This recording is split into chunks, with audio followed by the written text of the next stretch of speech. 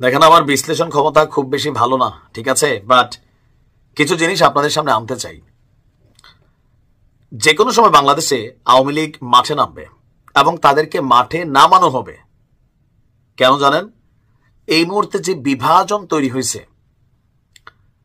সেই বিভাজনে ক্ষমতায় টিকে থাকতে হলে, আগামী নির্বাচনে পাশ করতে হলে অনেক দল আছে বিএনপি ছাড়া যাদের আসলে পেশি শক্তি নাই। একটা ইউনিয়ন পরিষদ নির্বাচনেও একজন চেয়ারম্যান প্রার্থী হইতে গেলে প্রত্যেকটা নির্বাচনী যে কেন্দ্র আছে সেখানে এজেন্ট দিতে হয়, ভোটটা ঠিকমতো করাইয়া ফলাফলটারে নিয়ে আসতে হয়। এখন এরকম সক্ষমতা কয়জনের আছে? বিএনপি ছাড়া এই মুহূর্তে নাই। এখন ছাত্ররা নতুন রাজনৈতিক দল করছে। গতকালকে উপদেষ্টা আসিফ মাহমুদ এক বক্তব্য দিয়ে আজকে আবার বদলাই ফেলছে যে তারা হুরাতে দিছিলাম, পুরোটা বলি নাই। কালকে বললো যারা আওয়ামী লীগের অন্যায় করে নাই, অপরাধ করে নাই, তারা নির্বাচনে আসতে পারবে। আজকে সে বলতেছে আমি আসলে পুরোটা খুইলা বলতে পারি নাই, মেইন কথা হচ্ছে আমি আওয়ামী লীগের নির্বাচনে চাই না, আওয়ামী লীগের নামও নিশ্চিহ্ন করে দিতে হবে। আচ্ছা, যদি স্থানীয় সরকার নির্বাচনটা আগে হয় তাহলে মাঠ পর্যায়ে আওয়ামী লীগ, যুবলীগ, ছাত্রলীগ এদের কিন্তু ডাক পড়বে। লোকালি আওয়ামী লীগের সময় শুধুমাত্র নির্বাচন আসলে বিএনপি এবং জামাতের নেতাদের দাম বাড়তো, কর্মীদের দাম বাড়তো। আমি আমার লোকাল এরিয়াতে দেখছি যে আওয়ামী লীগের নেতার পাশে জামাতের নেতা বসে আছে। আওয়ামী লীগের নেতার সাথে বিএনপি নেতাকর্মীদের সখ্যতা ছিল। কেন? নির্বাচনকে কেন্দ্র করে, হোক সেটা মার্কার প্রার্থী অথবা বিদ্রোহী প্রার্থী।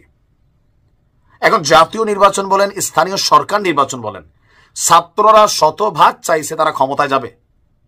আসিফ যেমন এখন মন্ত্রী পর্যায়ে ঘুরতেছে, তার চিন্তা আমি আগামীতে মন্ত্রী হব। নাহিদ চিন্তা করতেছে মন্ত্রী হব। বিএনপি দেখতেছে আমরাও মন্ত্রী হব।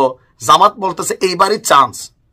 হেফাজত চরমনায় সবাই চান্স খুঁজতেছে। এখন এই চান্সের মধ্যে বাংলাদেশে সর্ববৃহৎ একটা শক্তি আওয়ামী লীগ। এই শক্তিটা এখন মাটির নিচে হান্দায় আছে, বাট তাদেরকে ডাকলে কিন্তু তারা বের হয়ে আসবে।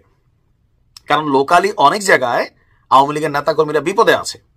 আবার বিএনপিও সবার সাথে গণহারে মিশামিশি করতেছে না।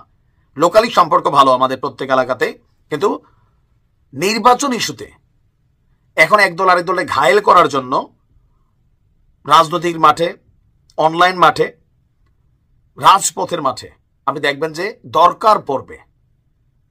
আবার এটা বিএনপি ডাক দিক, জামাতের তারা ডাক দিক, বৈষম্য বিরোধীরা ডাক দিক, যারাই ডাক দিক, ইতিমধ্যে কি অভিযোগ আছে না যে বৈষম্য বিরোধীরা বাংলাদেশের বিভিন্ন জায়গায় যে কমিটিগুলা করছে, এখানে ছাত্রলীগের অনুপ্রবেশ ঘটছে, জামাতের মধ্যে আওয়ামী লীগের অনুপ্রবেশ ঘটছে, বিএনপির মধ্যে আওয়ামী লীগের অনুপ্রবেশ ঘটছে। বাকি আছে কোথাও? বাকি নাই। নির্বাচনের সময় দরকার কি? ক্ষমতা। কে মার্কা পাইলো কে না পাইলো জরুরি না, এলাকাবাসীদের ডাক দিয়ে একটা টিম বানাই ফেলে। আর এখন যেই যুদ্ধ একটা ভাব তৈরি হচ্ছে, বিশেষ করে সরকারি দল আমরা যাদেরকে দেখছি বৈষম্য বিরোধী বা নতুন যে দলটা আসতেছে জাতীয় নাগরিক কমিটি, এই দলটার বিপরীতে যে দলগুলো দাঁড়াচ্ছে, মাঠে কিন্তু শক্তি লাগবে। সরকারের আইন শৃঙ্খলা বাহিনীরা একযোগে জাতীয় নির্বাচন করে আনবে একটা লোকাল এরিয়াতে। এই মুহূর্তে ডক্টর ইউনূস সরকার জীবনও পারবে না, সম্ভব না। আপনি এখন আওয়ামী লীগের গণহারে জেলে পুরাচ্ছেন, মাঠে কিন্তু বিএনপি জামাত খুল্লা আছে। আর এখন যে মপ টপ করতেছে যাদেরকে দেখতেছেন, তারা কি আওয়ামী লীগ? নো। তো তাদের সামনে তো সেনাবাহিনী অসহায় আমরা দেখছি, 32-এ দেখে নাই তো? নির্বাচনের সময় সবাই তো চাবে ভাই, আর আমাদের পুলিশ আইন শৃঙ্খলা বাহিনী যারা আছে ভাই, নিজের জীবন বাঁচানো ফরজ। এই অস্থিতিশীল পরিবেশ আওয়ামী লীগকে মাঠে নামার জন্য চান্স দিবে, দাম বাড়বে, ডাক পড়বে। আপনি দেখেন নির্বাচনটার সময় আপনার লোকাল এরিয়াতে আসলে কি ঘটবে আমি জানি না, কারণ ক্ষমতা বড় অদ্ভুত জিনিস। শেখ হাসিনা ক্ষমতার জন্য অনেক কিছু করছেন, এখনো ক্ষমতায় যাওয়ার জন্য আমরা অনেক কিছু দেখা শুরু হয়ে গেছে।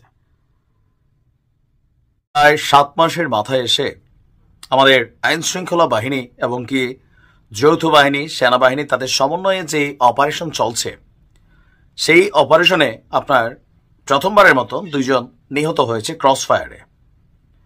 তো এই ব্যাপারে আমাদের সেনাবাহিনীর তরফ থেকে, আইএসপিআর থেকে একটা বিবৃতি দেওয়া হয়েছে।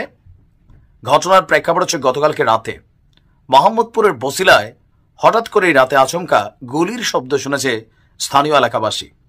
আর এরপর সকাল হতে আমরা আপডেট দেখলাম যে রাজধানী মোহাম্মদপুর বসিলার 40 ফিট এলাকায় যৌথ বাহিনীর অভিযানে 2 জন নিহত হয়েছে। এই মুহূর্তে তাদের মরদেহ সোহরাওয়ার্দী মেডিকেল কলেজ হাসপাতালে আছে। তো কারা নিহতদের মধ্যে একজন হচ্ছেন ভোলার চরফ্যাশন উপজেলার নুরাবাদ গ্রামের। কারা কারা আছেন একটু জানাবেন, এলাকাটা চিনেন কিনা। ওই গ্রামের মোহাম্মদ শাহজাহান আলীর ছেলে মিরাজ হোসেন, যার বয়স হচ্ছে 25 বছর। তিনি মোহাম্মদপুর চাঁদ উদ্যান এলাকার 8 নম্বর রোডের সান্দালির বাড়িতে ভাড়া থাকত। অন্যজন শরীয়তপুরের গোসাইর হাটের দেশভুয়াই গ্রামের আব্দুস সাত্তারের ছেলে মোহাম্মদ জুম্মন, যার বয়স হচ্ছে 26। চাঁদ উদ্যান এলাকার 5 নম্বর রোডে হুজুরের বাড়ির ভাড়াটিয়া ছিল এই জুম্মন। আর এই ঘটনায় গ্রেপ্তার 5 জনের মধ্যে আলামিনের বাড়ি হচ্ছে বরিশালে, তার বাবার নাম রহিম। এছাড়া যারা গ্রেপ্তার হয়েছেন আব্দুর রবের ছেলে, তাদের বাড়িও ভোলা, মোহাম্মদ হোসেন, মোহাম্মদ জলিলের ছেলে মিরাজ, মোতাহারের ছেলে মুমিনুল এবং সাইদকার ছেলে মোহাম্মদ মেহেদি। ডিউটি অফিসার বলছেন যে চাঁদ উদ্যানের লাউতলায় কিছু শীর্ষ সন্ত্রাসী বৈঠক করছে, এমন তথ্য ছিল যৌথ বাহিনীর কাছে। আর এর পরপরই যৌথ বাহিনীর একটি দল সেখানে গেলে আপনার সন্ত্রাসীরা যৌথ বাহিনীর উপস্থিতি টের পেয়ে তাদের উপর আচমকা গুলি চালায়। এতে সেনাবাহিনীর সদস্যরাও পাল্টা গুলি চালায়। এভাবে 2 থেকে 3 মিনিট গোলাগুলি হয়। এক পর্যায়ে 5 জন সন্ত্রাসী চিৎকার করে আত্মসমর্পণ করে। আর আত্মসমর্পণকারীদের গ্রেপ্তারের সময় তাদের 2 সহযোগীর গুলিবিদ্ধ মরদেহ পাওয়া গেছে।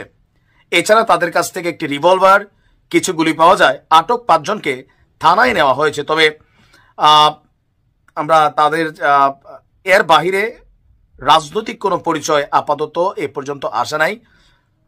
আইন শৃঙ্খলা বাহিনীর ভাষায় তারা প্রত্যেকে ছিল সন্ত্রাসী। তবে এ নিয়ে মোটামুটি অনেকেই প্রশংসা করছেন, কেউ কেউ সমালোচনাও করছেন। তো যারা আপনার মোহাম্মদপুরের বসিলায় এই সন্ত্রাসীদের বিভিন্ন রকম অপকর্মে দিনে দুপুরে প্রকাশ্যে ছিনতাই, কোপাকুপি, ব্যবসায়ীদের কাছে চাঁদাবাজি, নানান ধরনের সিন্ডিকেট গড়ে উঠেছিল, প্রত্যেকটা মানুষ বলছে যে একদম ভালো হয়েছে, 2-4টারে ফালাই দিছে, এলাকার মানুষ শান্তিতে থাকবে। আর সন্ত্রাসীদের কোনো রাজনৈতিক পরিচয় নেই, সে যেই দলেরই হোক। তা আমিও মনে করি সারা বাংলাদেশে এরকম অসংখ্য সন্ত্রাসী আছে, এদের কারণে এলাকাতে মানুষ শান্তি পায় না। এরকম আরো কিছু ফালাই দেখ, মানবাধিকার কর্মীরা কি বলবে, ডাজেন্ট ফ্যাক্ট, খেলা চলুক।